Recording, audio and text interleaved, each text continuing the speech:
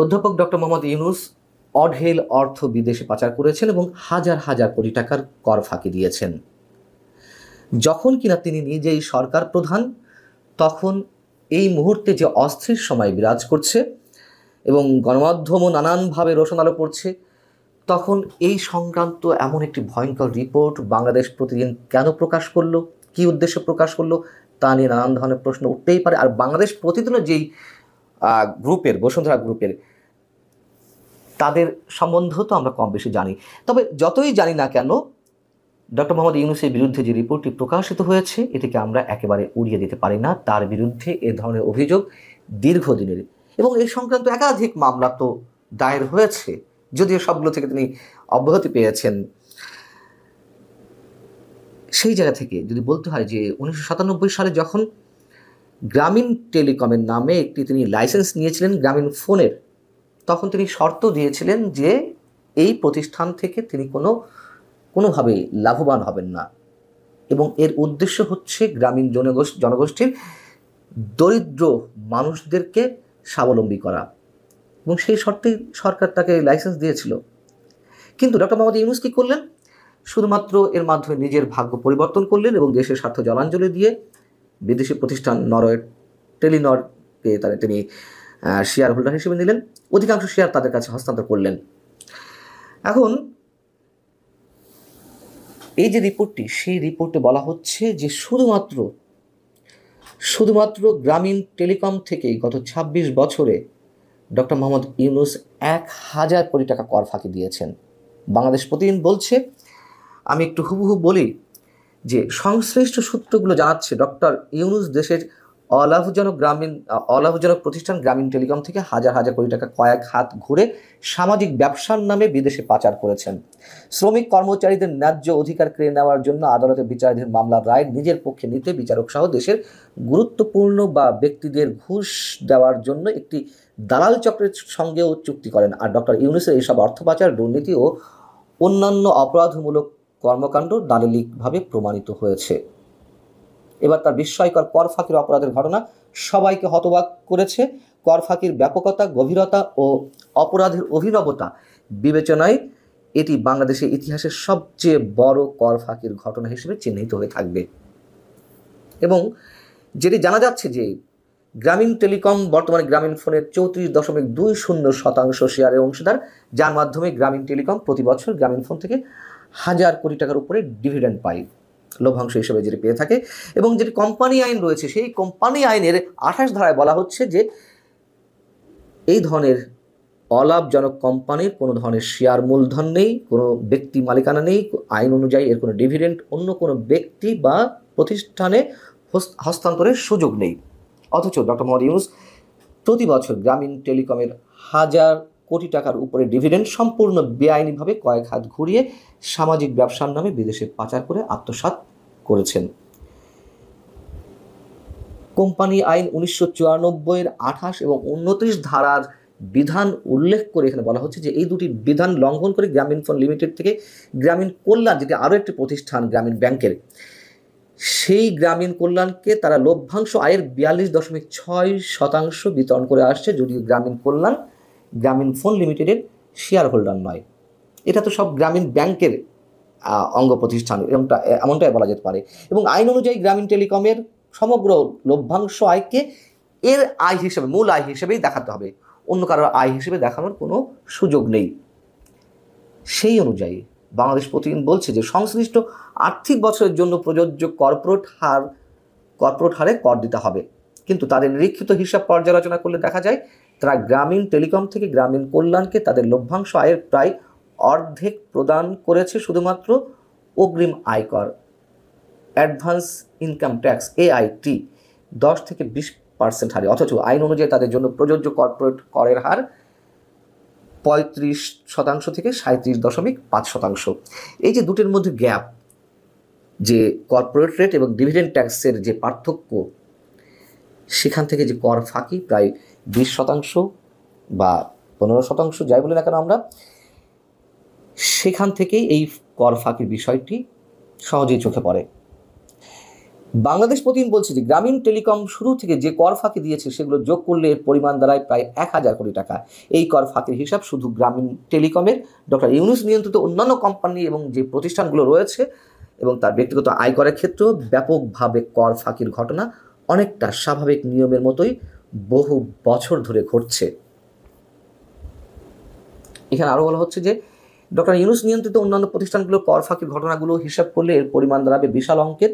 গ্রামীণ টেলিকমের ২৬ বছরের যে কার্যক্রম, সেই ২৬ বছরের কার্যক্রমের হিসাব ধরলে প্রায় ১,০০০ কোটি টাকার কর ফাঁকি দেওয়া হয়েছে। আরও নানান ধরনের হিসাবের মধ্যে রয়েছে এবং এখানে বলা হচ্ছে যে এটি লক্ষণীয়, ডক্টর ইউনূস তার কর ফাঁকির বিষয়গুলো ধামাচাপা দিতে দেশের আদালতে বেশ কিছু মামলা ও রিট পিটিশন দায়ের করে রেখেছেন। এসব মামলা ও রিটের উদ্দেশ্য হচ্ছে কর ফাঁকি সংক্রান্ত বিষয়ে ডক্টর ইউনূস সুবিধা পাওয়া। এ কথা তো সত্য যে এর আগে আমি নিজেই মন্তব্য করেছি যে পৃথিবীর আর কোনো রাষ্ট্রপ্রধান বা সরকার প্রধানকে পাওয়া যাবে না ডক্টর ইউনূসের মতন, যিনি ক্ষমতায় এসে ১০ মাসে যে পরিমাণ ব্যক্তিগত স্বার্থ সিদ্ধি করেছেন একেবারে নজিরবিহীন। এরকম হিসাব আমরা আগেও দিয়েছি। শুধু একটু মনে করিয়ে দিই, গ্রামীণ ফোনের ক্ষেত্রেই কিংবা গ্রামীণ ব্যাংক বা গ্রামীণ টেলিকমের ক্ষেত্রেই, যেমন গ্রামীণ কল্যাণের কাছে জাতীয় রাজস্ব বোর্ড এনবিআর এর ৬৬৬ কোটি টাকা পাওনা ছিল। সেটি যে হাইকোর্টে মামলা চলছিল ডক্টর মোহাম্মদ ইউনূস সরকার প্রধান হওয়ার পরে, আদালতে সব প্রণোদিত হয়ে মামলা প্রত্যাহার করে নিয়েছে। আবার যেমন ধরুন গ্রামীণ ব্যাংকের সরকারের যে মালিকানা ছিল, যে পার্সেন্টেজ ছিল, সেটি কমিয়ে ১০% নামিয়ে আনা হয়েছে, আগে ছিল ২৫%। আর গ্রামীণ ব্যাংকে আগামী ৫ বছর কোনো ট্যাক্স দিতে হবে না, কর দিতে হবে না, কর অব্যাহতির সুবিধা নিয়েছে আগামী ২০২৯ সাল পর্যন্ত। এই যে আমরা এটাকে কীভাবে মন্তব্য করব, কোনো ধরনের বাধা ছাড়া, কোনো ধরনের সমালোচনা তোয়াক্কা না করে বা লাজ লজ্জার তোয়াক্কা না করে এই যে একের পর এক সুবিধা নিচ্ছেন, সেক্ষেত্রে বাংলাদেশ প্রতিদিনের এই রিপোর্টটি, যেটি প্রথমে বলছিলাম, আমরা একেবারে উড়িয়ে দিতে পারি না। এবং এখন এসে কেন এই রিপোর্টটি করা হলো, যখন বাংলাদেশের গণমাধ্যম আগেকার মতোই রয়েছে, নিয়ন্ত্রিত অবস্থায় রয়েছে, যতই সরকার বলুক না কেন, যে মানে দেশের সর্বসেরা সময় এখন গণমাধ্যমগুলো উপভোগ করছে, এগুলো একেবারে বাজে কথা। যারা বলেন যে আমরা কথা বলছি, আমরা আগেও কথা বলেছি বিধায় আমাদেরকে পে করতে হয়েছে অনেক ধরনের অনেক কিছু, এখনও আমাদেরকে পে করতে হচ্ছে। তবে যারা কথা বলেন তারা ঠিকই সবসময় বলে যান। ভালো থাকুন সবাই। ডাউটি স্ট্রিট চেম্বার্স মানবতা বিরোধী অপরাধের দায়ে মোহাম্মদ ইউনূসের এই অন্তর্বর্তী সরকারের বিরুদ্ধে আইসিসিতে অর্থাৎ ইন্টারন্যাশনাল ক্রিমিনাল কোর্টে মামলার প্রস্তুতি নিচ্ছে। ইউনূস সরকারের অপরাধের যথেষ্ট তথ্য প্রমাণ ডাউটি স্ট্রিট চেম্বারের হাতে রয়েছে বলে জানা গেছে। এই বিষয়টা কিন্তু আমরা সবাই ইতিমধ্যে জেনে গেছি। আমি সেইটার বিস্তারিত আলোচনা করব না, আমি শুধু আপনাদের এই অনুষ্ঠানের প্রথমে জানিয়ে দেই যে ডক্টর ইউনূস সরকারের বিষয়ে ডাউটি স্ট্রিট চেম্বার্সের নিজস্ব ওয়েবসাইটে কি বলা হয়েছে। ডক্টর ইউনূস শেখ হাসিনার জালে জড়িয়ে পড়েছেন এবং সেটার আমি বড় একটা কারণ আপনাদেরকে এখনই পড়ে শোনালাম। এটা কোনো ব্যক্তি মামলা করতেছে না, এই মামলাটা করতেছে একটা সংস্থা এবং এই সংস্থাটা খুবই মানে নামি দামি একটা সংস্থা, মানে তাদের ব্যাপক সুনাম আছে চারিদিকে।